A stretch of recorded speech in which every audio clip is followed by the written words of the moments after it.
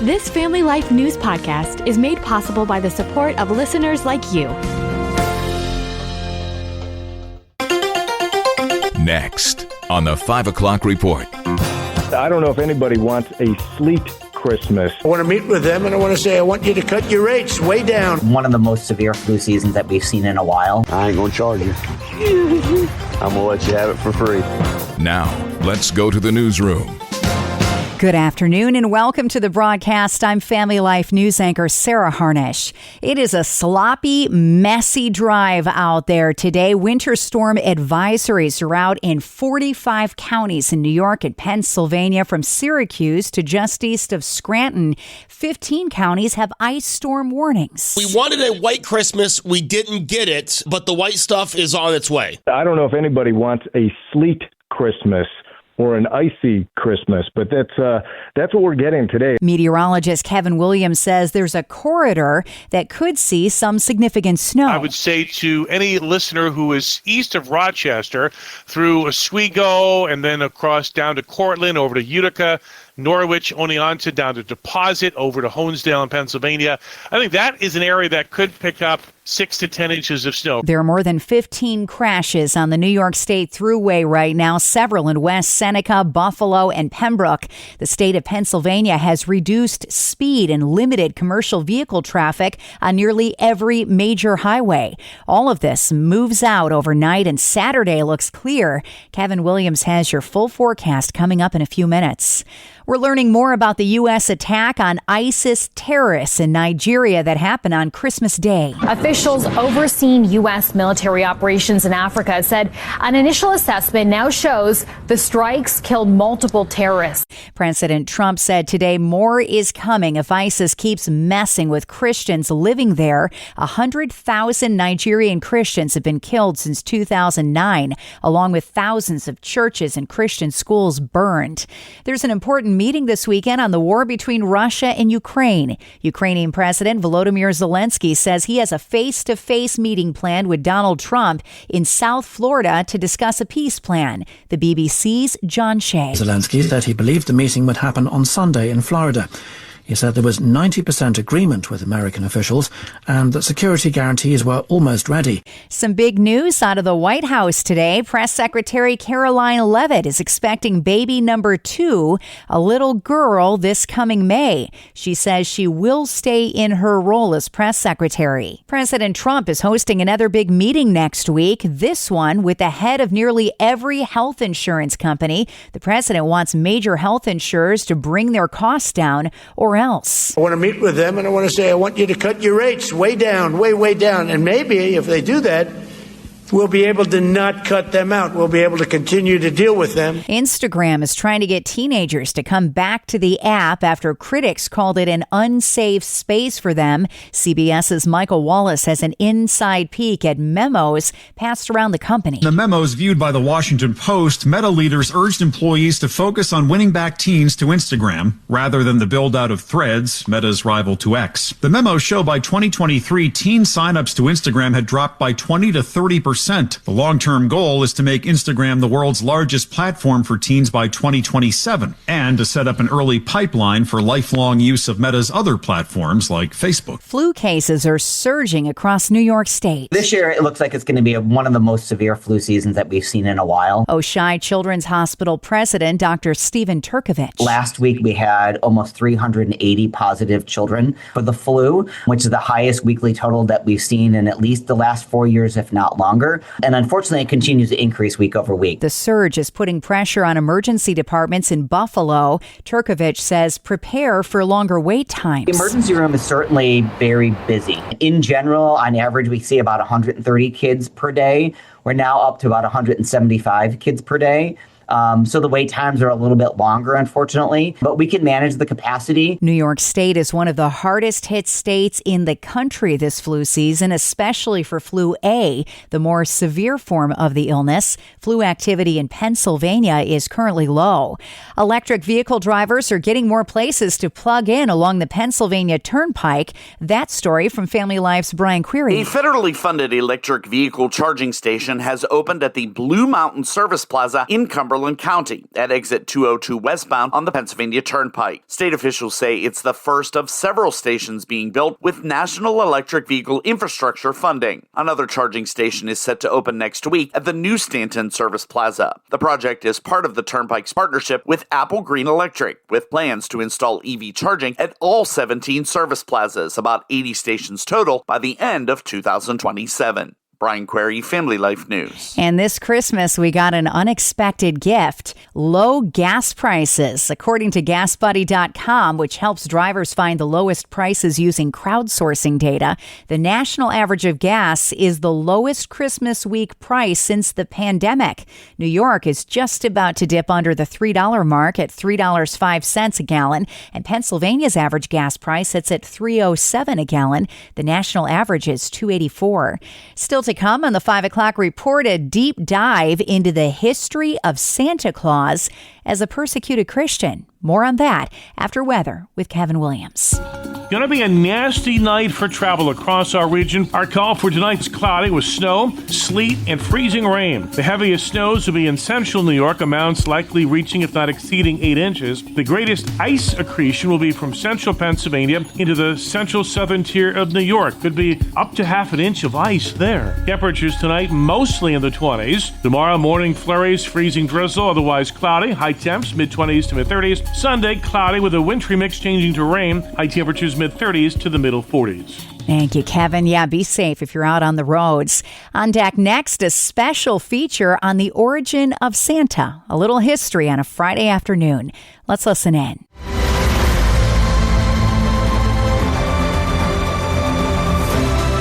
Welcome. It is Christmas week.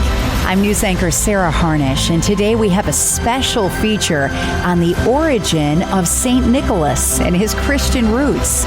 With me today, Voice of the Martyrs Vice President Todd Nettleton. Voice of the Martyrs tracks people of faith around the world who make tremendous sacrifices to stand for Jesus Christ. And apparently, Todd, that list includes Santa Claus. Most people don't know that the person who we think of as Santa Claus was actually a persecuted Christian. Which is right up your alley. That's kind of what you do at Voice of the Martyrs. And you guys issued a press release that I love. It said, the historical St. Nicholas, often linked to the origins of today's Santa Claus, was reportedly imprisoned during Roman persecution for refusing to deny Christ. I've never even heard that story before. So can you tell the story of Santa? Yeah, so the Nicholas that we know of as St. Nicholas or Santa Claus was born into a fairly wealthy family. His parents died when he was quite young, and he decided to take the wealth that had been left to him and use it for good things. And so in one case, the legend is that he gave it to a father whose daughters were about to be turned out into the streets. They did not have a dowry to get husbands, and so they were about to be forced into the streets. And Nicholas, late at night, delivered some money to this father, and his daughters then were able to get married. They were saved from that life. And so that's just one of the stories. But the idea that he gave gifts, which now we think of, Santa Claus comes down the chimney bringing gifts, and that's part of that story. The part of the story that we don't often tell is how in that time during the Roman rule, Nicholas of Myra is a city in modern-day Turkey. Nicholas and other Christians were ordered to pledge their loyalty, pledge their love, basically to worship the Roman emperor. And they said, no, we cannot do that. We are followers of Christ. Christ gets our first loyalty. He gets our worship. And for that, Nicholas and other Christians were thrown into prison. So he was a persecuted Christian as well as the sort of foundation of the person that we call Santa Claus. It's almost like a Daniel in the Lion's Den story again, but with a different figure and taking place in the Roman Empire. It is very similar. And that kind of persecution from the Roman Emperor Diocletian said, you're going to worship me. And it's interesting, as the Christians there stood forth, and this was in Turkey. We know of other Christians in North Africa who also stood firm on their faith. They refused to bow to the Roman Emperor, and there was a lot of suffering during that period of time. Are there any other similarities between the Santa story and this figure from Roman history? Just the idea of giving gifts. There are other stories of him giving away money or giving away parts of his fortune to help the less fortunate. That Santa Nicholas, the gift giver, really is kind of the foundation. And, originally it was St. Nicholas Day. If you go to Germany, if you go to Switzerland, the Netherlands, they still celebrate St. Nicholas Day, which is December the 6th. So right in this Christmas season. And that is the day that Nicholas died, December the 6th in AD 343. So he has been celebrated. His life has been celebrated since then. And some of those stories, like I say, they grew into legends, and that grew into our understanding of Santa Claus. It's pretty crazy that we have records and actually know the day that St. Nick died, because I think most of us just think about it as a fairy tale or something that somebody created, but to actually be able to go back and look at historical records gives a brand new depth and meaning to the story of St. Nick, and it kind of takes off that materialistic holiday feel when you put it through the lens of a martyr and his faith. Yeah, it does definitely change the direction of the Christmas season. If you think about St. Nick not just as sort of a jolly fat old man, but to somebody who stood for Christ, somebody who stood for truth. He stood for biblical truth. As the Bishop of Myra, he stood up against heresy in the church.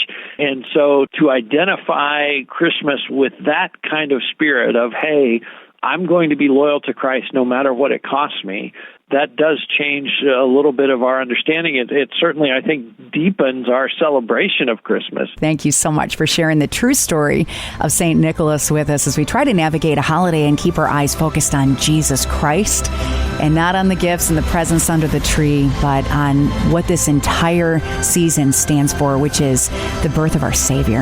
Amen. Hey, a quick shout out. You can follow the work of Voice of the Martyrs on social media or at persecution.com.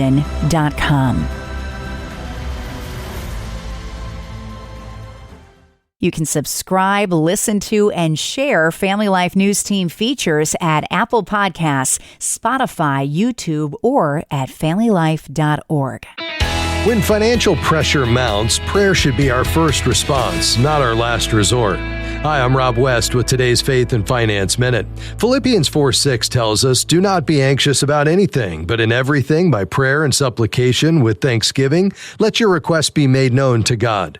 God invites us to bring our financial concerns to Him, every bill, every decision, every fear. He cares deeply about your needs and promises to give wisdom to those who ask. Prayer doesn't always change our circumstances overnight, but it does change our perspective. When we surrender our worries to the Lord, He replaces anxiety with peace and reminds us that He owns it all. So whatever your situation, take it to God in prayer and trust Him to provide exactly what you need, right when you need it. Manage your finances wisely with the easy-to-use FaithFi app. Download FaithFi, Faith and Finance from your app store, or learn more at faithfi.com. Coming up on the 5 o'clock report, the need for heat, one widow's struggle, and the tree removal company that came calling. That story after a last look at weather. Hi, and good evening. I'm Kevin Williams with a check of your Family Life regional weather forecast. Going to be a nasty night for travel across our region for different reasons. Snow, sleet, and freezing rain are the three, the result of low pressure eastbound now from the Midwest. The system's moving pretty quickly, though, and the weather should be improving tomorrow. Our call for tonight, though, is cloudy with snow, sleet, and freezing rain. The heaviest snows will be in central New York, amounts likely reaching, if not exceeding, 8 inches. The greatest ice accretion will be from central Pennsylvania into the central southern tier of New York. Could be up to half an inch of ice there. Temperatures tonight mostly in the 20s. Tomorrow morning flurries, freezing drizzle, otherwise cloudy. High temps, mid-20s to mid-30s. Sunday, cloudy with a wintry mix changing to rain. High High temperatures mid-30s to the middle 40s. Yeah, please be careful out there. Those roads are icy. We've got warnings and alerts out until nearly 4 a.m. on Saturday. It is a dangerous drive tonight. Finally, at 5, these are the kinds of gifts you want to hear about at Christmas. A North Carolina act of kindness has gone viral after a tree removal company received a call from an 85-year-old widow in need of firewood to keep her house warm this winter. But she had no way to pay. Britain's tree and crane service owner, Paul Britton, stepped into action, showing up with a truck of wood. It's a beautiful load of wood right there. It's cut pretty small, too. That way she can handle it nice and be easy on her. This is the moment Britton knocked on the woman's door to let her know this year her heat will be free. I was going to let you know that we're going to give you this load of wood for free. I ain't coming back for no money. You ain't going? I ain't going to charge you. I'm going to let you have it for free. Thank you. I know you said that you was having a rough time, and that's what we try to do. We try to help people out, and I wanted to bless you before Christmas, and we're not coming back for no money. That's the nicest Christmas present I could get. It's all for you. Can I get a hug? Yeah. He then went on to fix her car and her roof and started a GoFundMe page that raised $20,000. Merry Christmas. I hope you have a great Christmas and a great holiday, and I hope the Lord blesses you. Okay. Okay? You have a good evening. He just did. He just did. That's right. Thank you. Sharing the love and the hope of Christ at Christmas. And that's the world that we live in for Friday, the 26th of December.